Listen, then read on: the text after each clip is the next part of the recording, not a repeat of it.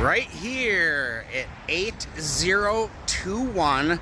Currently the Laugh Factory, but in late 1966, early 1967, when the Doors were recording their very first album at Sunset Sound, they had just finished Light My Fire.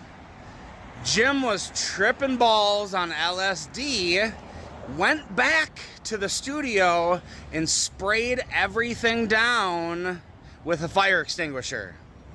And then the next day they had breakfast right here at FONG'S Chinese restaurant. And the guys questioned Jim about it. He's like, I did that? Come on, really? He didn't remember doing it because he was high as hell on LSD. And Jack Holzman talked to Paul Rothchild, and Paul found Jim's boot stuck in the fence at Sunset Sound, so they know he had done it. And Paul also thought he had seen Jim climbing the fence of Sunset Sound after he had had a late night dinner.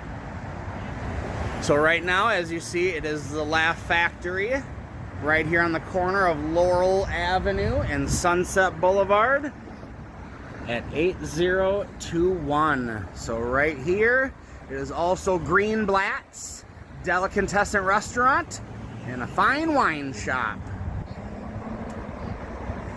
So it was right here, all FONG'S, that the guys called out Jim about hosing down the studio, and he just kind of laughed it off like it didn't even happen.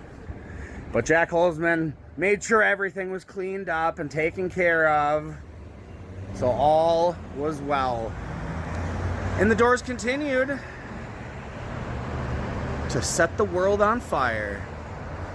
So we are now gonna head west